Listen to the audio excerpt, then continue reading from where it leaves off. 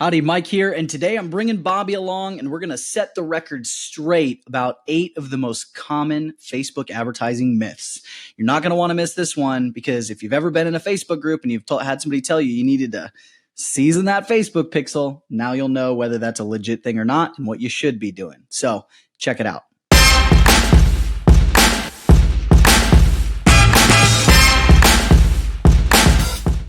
So number 1.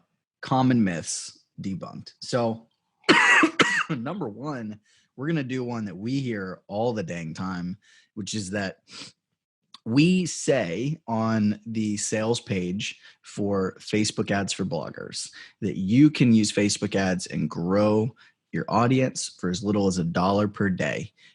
We've had people tell us that we're wrong, and we've had Facebook experts that sell courses tell us that we're wrong. And we're not. That is not true. Wrong. So that is myth number 1 debunked. If a Facebook ad expert tells you that you cannot spend as little as $1 per day, they are lying to you. Actually, they're probably not lying. They probably just don't know any better. So, Bobby, why don't you break down this little nug for us about how it actually works? Yeah. So it's about the campaign type. Like you can run, we've run $1 a day traffic campaigns.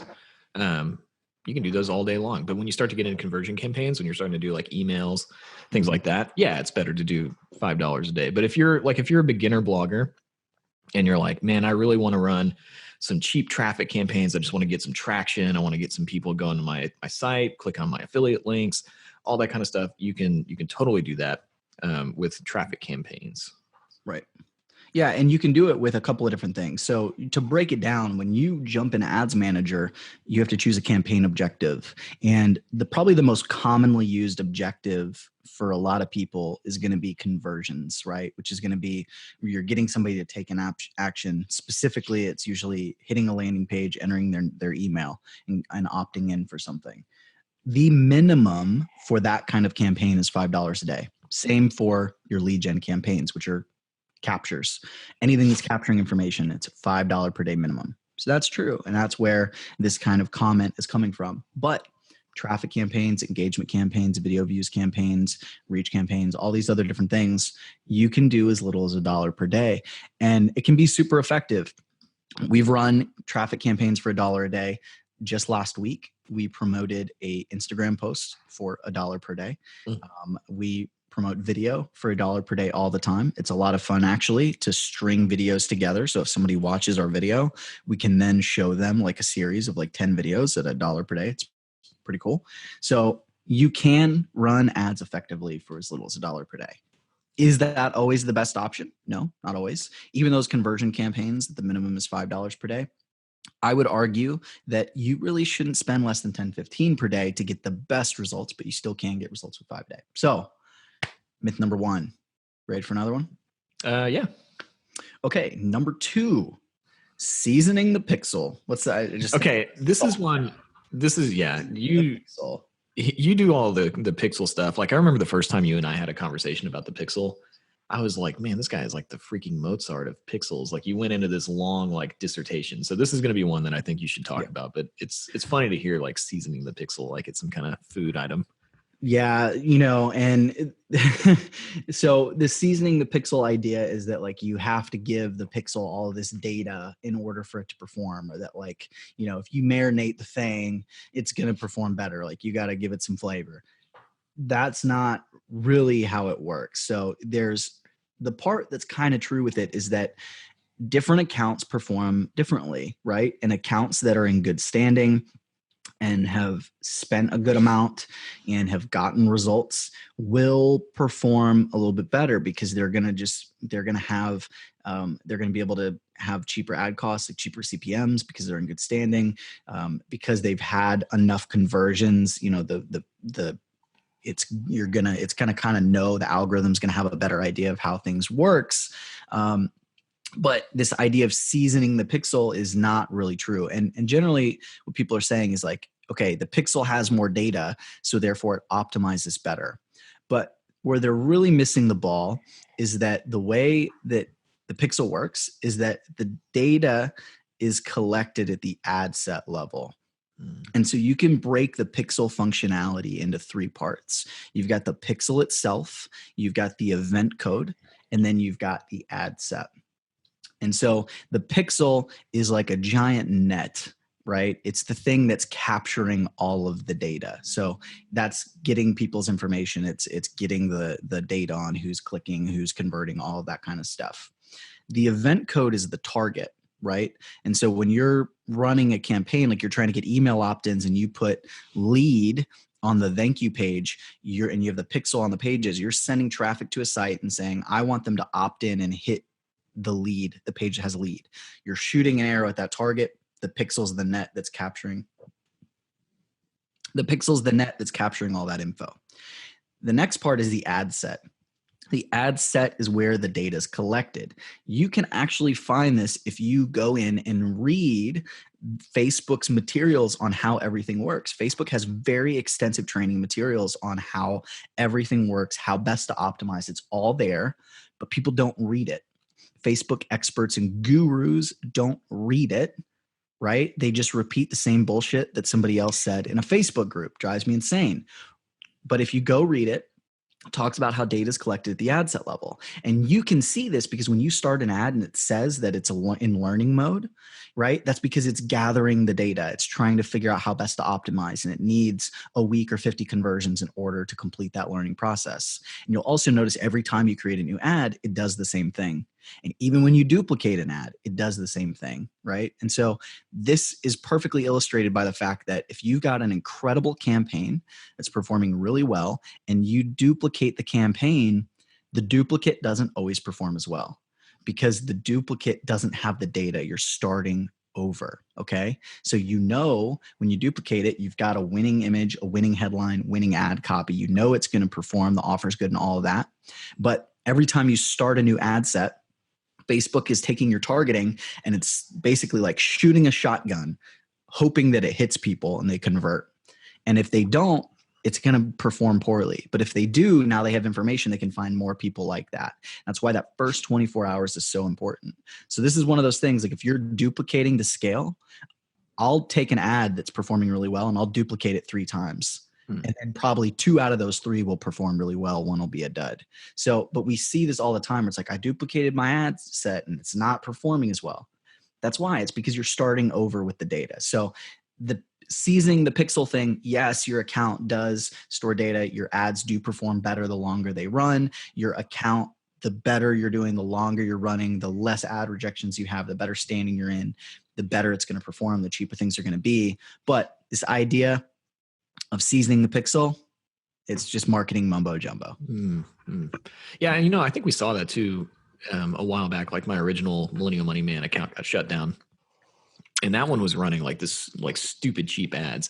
I don't think we were ever really able to get it back to the exact same level again after that one got shut down. We created a new one, but I mean it was close. But it was just, it had so much data on that one. It was running for years, and then it was like we changed over to another one, and it eventually came down, but I don't know if it ever got quite the same. It came down, but we've also had the costs have gone up. Yeah. I think it's like, we got it instead of doing 3 and 4 cents. That's like, a good point. Yeah. They both kind of happened at the same time. So it's hard to say what. Yeah. The moral of the story is like delete your ads that get rejected after they get rejected.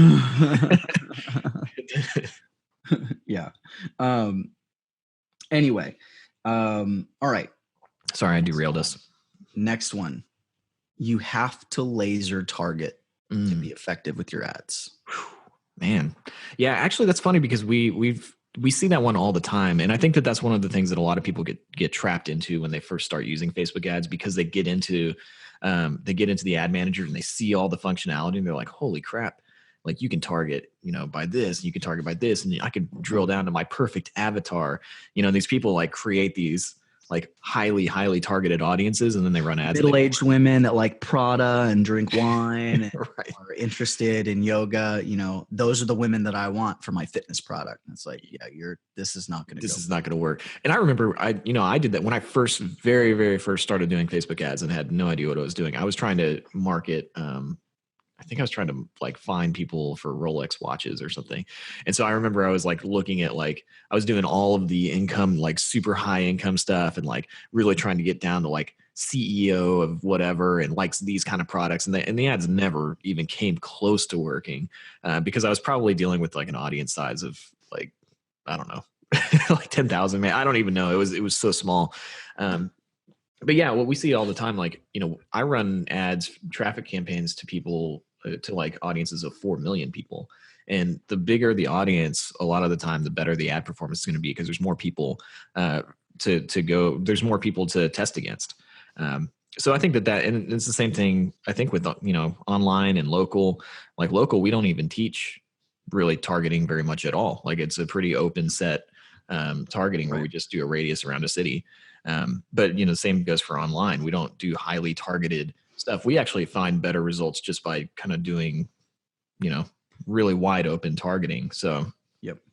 Yeah. I mean, it's more about audience size and letting the algorithm optimize and do the heavy lifting for you. The algorithm is smarter than you are, and your goal should always be to get to a lookalike audience as soon as possible. And if you don't know what a lookalike audience is, it means you take a custom audience. You take, hey, I've got this email list, or I've got this group of 2,000 people that have opted into this ad. And it doesn't even have to be that many. It could be, here's 150 people that have opted into this ad. Go find me the 1% of people in the United States that look the most like this people based on their common interest demographics and that sort of thing. Yeah. Facebook spits out an audience of 2 million people. It starts running and you see your ad costs drop, right? So you always want to move to a lookalike as soon as you can. But before you have a good custom audience to create a lookalike around, you want to be around 1 to 2 million in your audience for best performance. That 1 to 2 million person audience is going to give you the best ad costs and the best results because big audiences win. You really don't want to go below 500,000 if possible.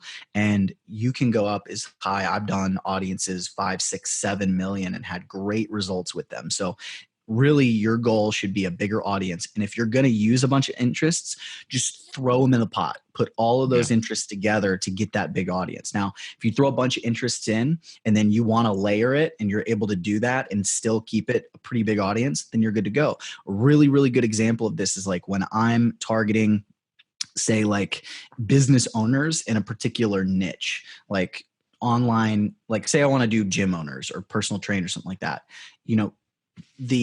The targeting of job title targeting isn't going to be enough usually. And so what we'll do a lot of times is we'll create a big audience of all of the things people in that genre are going to be interested in. And then we'll layer it with things like small business owner, Facebook page admin, things like that. And now we're still going to have 1 to 2 million people, but we know, okay, if they're interested in these things and then they have this, then it's going to be good, right? So we might like, let's say we wanted to reach copywriters.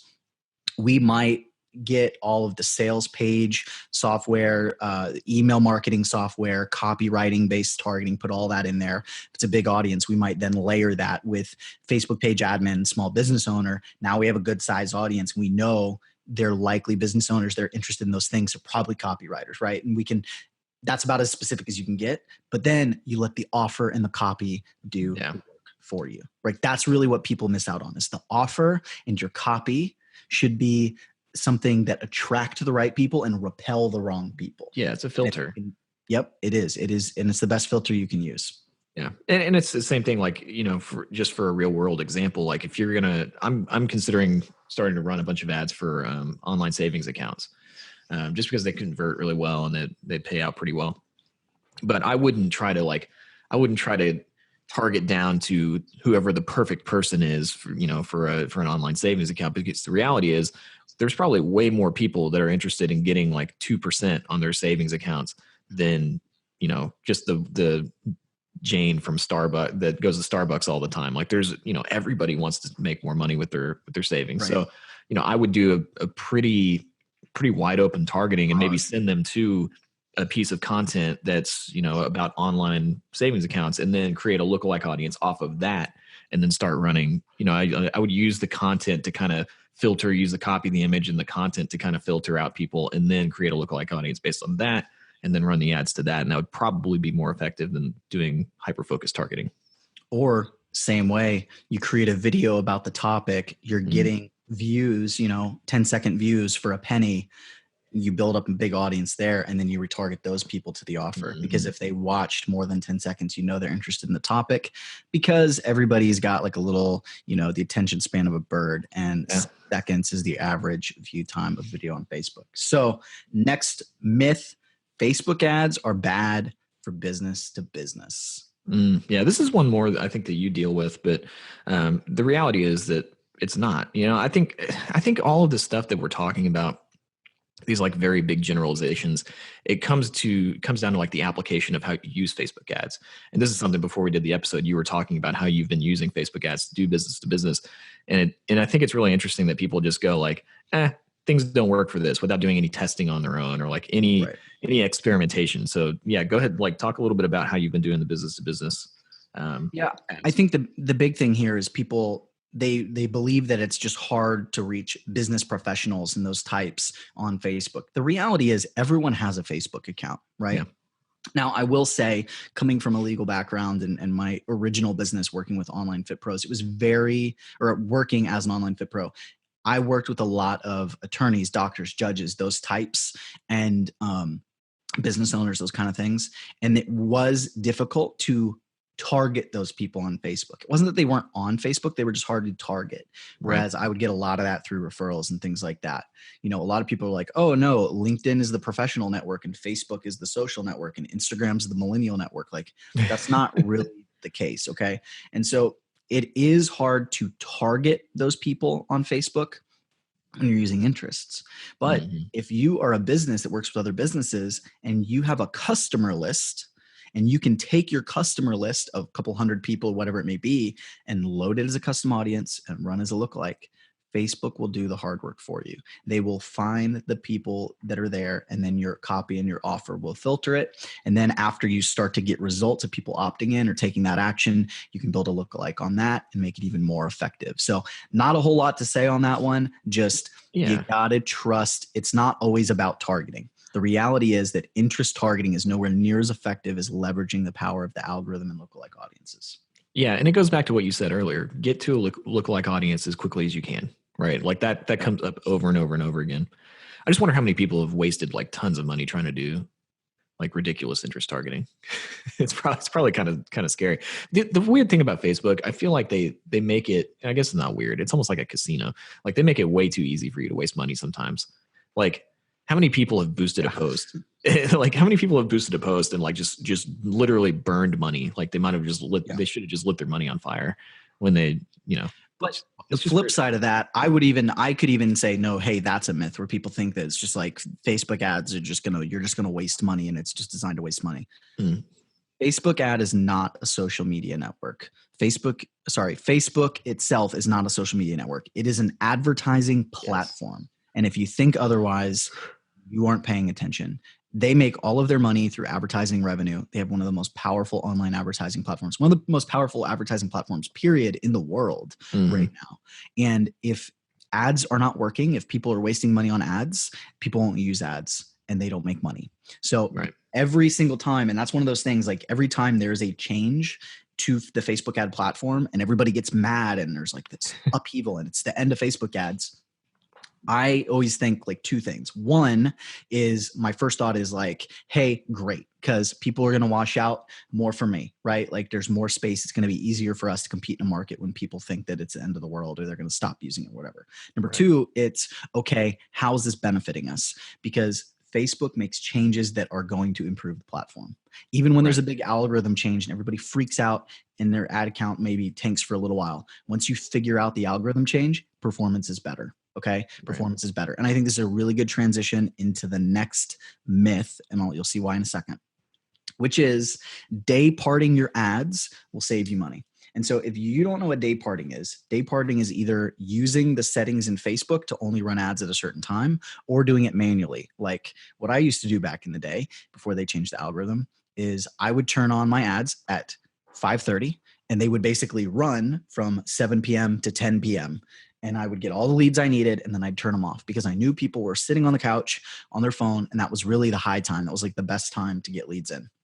Okay, that's day parting. Now there is actual day parting where you can set it up automatically and tell Facebook you only want to spend on certain days and all that kind of stuff. And people think it saves you money. This could not be further from the truth. It can hurt you. Okay. The way the algorithm works currently, it is going to perform better if you let it optimize and run and collect data 24 hours a day, 7 days a week. Okay. So you want to let it run nonstop. And when you do that, the turning it off and on, you're assuming that you know better than the algorithm. Because the way it works right now is Facebook will actually spend money in the best way possible to help you win bids. And so if you look at your hour by hour spend, you're going to see there's going to be times where you have really low spend and then it spikes and goes up and down because Facebook is looking at it and then basing it based on when the people you're targeting are on and what the competition's like. So if your bid, your offer is not going to win a bid, they're going to pull back on the budget and then they're going to spend more later when you're going to outbid other people. So leaving it on is definitely going to be more effective. Okay. And so the reason I said that this was a good transition is because the last major algorithm update, which was a couple of years ago at this point, they actually completely overhauled everything.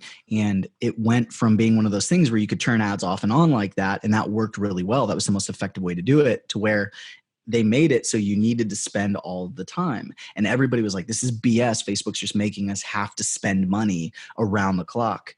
But it actually was a positive thing. Mm-hmm. By allowing the data to come in and running it 24/7, I actually saw a decrease in my ad costs doing that. And it's been that way ever since. So once again, rely on the algorithm. Facebook's smarter than you are. Let them do the heavy lifting. All right. Yeah. You know what's interesting? We've had a lot of people, because one of the questions we get all the time is like, "Hey, do you guys update your course for major changes that happen?" Yep. And we do, of course, but like really in the last year and a half, there haven't been many. There haven't been like major changes. I mean, people think that these ad platforms just like make these wild, drastic changes all the time. But you have to realize, one, a year and a half in business world is not a whole lot. Especially when you're talking about major companies like that really, I mean, Facebook relies on their ad revenue. So they're not going to just like, do these like massive upheavals of their platform like every 3 months. And I think people don't realize that they make very incremental changes usually. Right. And it's a little bit different than Google. I feel like Google actually, and this is maybe why some people think this, Google seems to change their algorithm and do some pretty big core updates pretty often. And it causes, like, there was one that happened just a couple months ago and people were seeing like 30-50% drops in traffic and stuff like that. Facebook is a little bit more measured in the way that they change things. They'll make little changes inside of the ad manager. Like they just made it look a little bit different probably about 2 weeks ago. Like they do, it's very incremental. So I think that's just one of those things. It's kind of like a bonus myth, that Facebook changes like major changes all the time. And it really doesn't happen like that. Yeah, the most recent change inside there was like a font change. It was not a big deal. Like it didn't affect anything. Right. But, we've got an update coming in September going from, the budgeting, you're setting the budget, the ad set level to the campaign level. And like that is the biggest single change that we've had in 2 years. And it's really not a huge change. Like we're definitely going to be updating our course and changing some of the videos because there are some things where we talk about, at the ad set level, you need to do this, you set your budget and you need to optimize in this way and that kind of stuff. And we need to change it to campaign, but it's not going to have like a drastic impact on the strategy or how we do things. We just want it to be accurate. So really, really good point. Let's dive into another one. So our next myth is that you cannot run ads that have more than 20% text inside of the image. So this is a tricky one.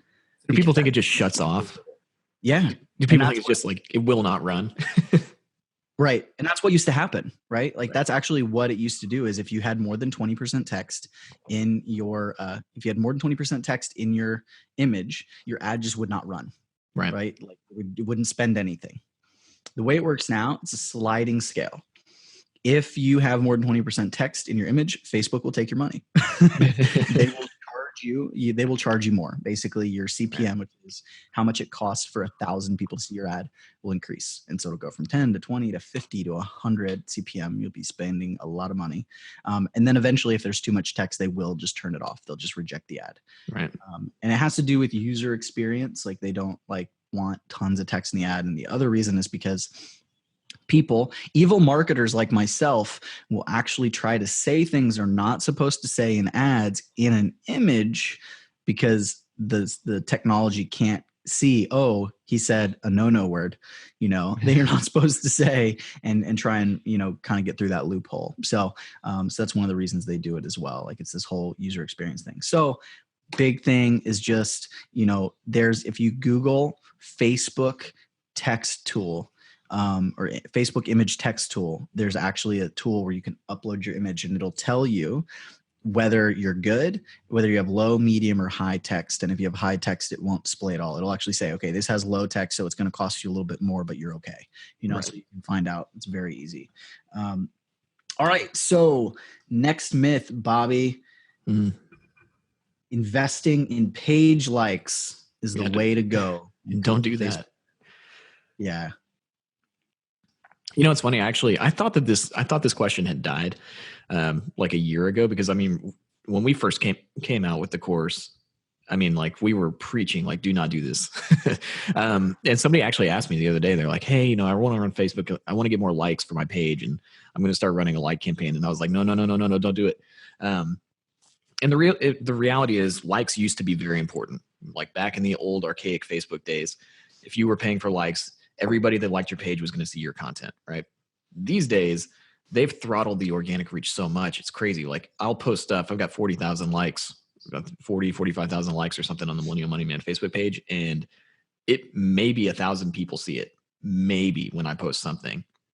So they're not, the only thing I think likes, not the only thing, I think one of the things that likes are really good for these days is social proof, right? If somebody goes to the Millennial Money Man page and they see 40,000 likes, they're like, oh, this guy must be pretty popular.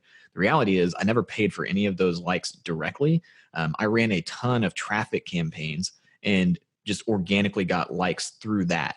Now, there's some other things you can do to entice people to actually like your page. We talk about that in our course, but like, for me, I've never run like campaigns, and I have a ton of likes, but I've just ran traffic campaigns and I organically got likes. If you look in the description, we'll put a link to a YouTube video that I did all about page likes, and actually a really cool strategy you can use to get free page likes that are really high quality. So check that out, because there's kind of a ninja trick that you can use. Yeah. All right. One last thing about page likes before we go on to our last Facebook ad myth. So page likes can actually be very useful if you're using paid traffic. So from an organic standpoint, you're only going to hit that 2 to 3% of your audience with your organic posts, like Bobby said, but you can actually run ads to people that like your page. And it is an incredible way to promote new content. So if you were to take a very small budget, $5, $10, whenever you post a new article or a new video or whatever you have on your Facebook page, and run it to your page like audience, you're going to reach that audience. They're already big fans of your work. I got a puppy now. And you're going to be able to show them that content. You're going to get a lot of social proof, a lot of click-throughs from your biggest fans. It's super helpful, and it'll actually help your organic reach. So that's what we got to say on page likes. And our last myth is that the right-hand side ad placement is no good. People think that if you put the ads in the right sidebar, that they're not very effective. And it's not that they're not effective. It's that they're not used effectively, right? People are using them incorrectly. So when you choose that placement, first off, it should be an ad that the only placement is the right-hand sidebar, so that you can make the image and the text match up and look correct for that placement, because it looks very different than the newsfeed. Yes, that's my coffee. And the next thing is that when you're choosing it, you should be running your conversion campaign or your traffic campaign. I'm going to recommend traffic campaign on this one.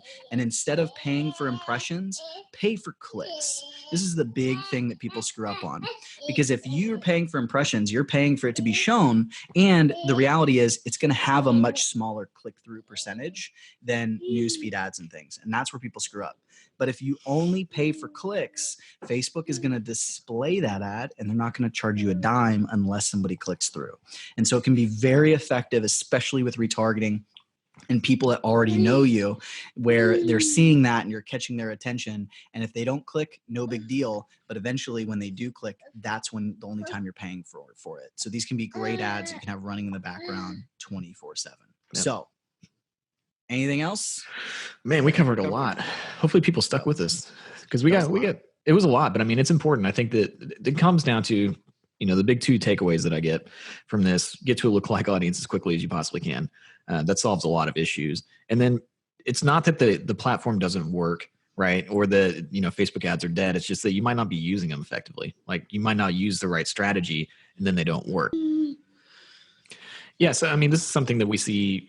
We just saw this, I think, yesterday in our private coaching group, where they weren't able to get clients as quickly as they wanted, or and so their immediate thought was like, "Hey, is the market saturated? Like maybe Facebook ads as a service isn't a thing anymore," which is not true. And I think a lot of times as entrepreneurs, when we get frustrated, it's easy to look at like the platform and say like the platform doesn't work, or it's easy to look at the market and say that the market's saturated and doesn't work. When in reality, you probably just need to change your strategy. You just need to change the techniques that you're using.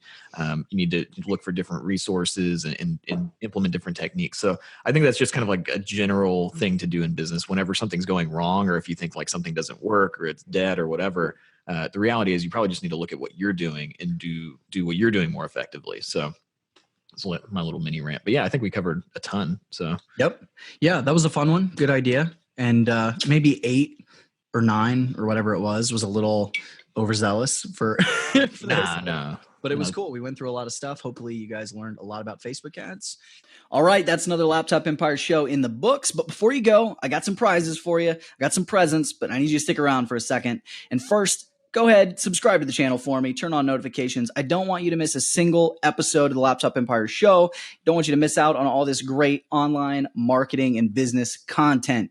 But let's get into that free stuff. If you go into the description, you go into the first comment, we have our free Facebook ads masterclass.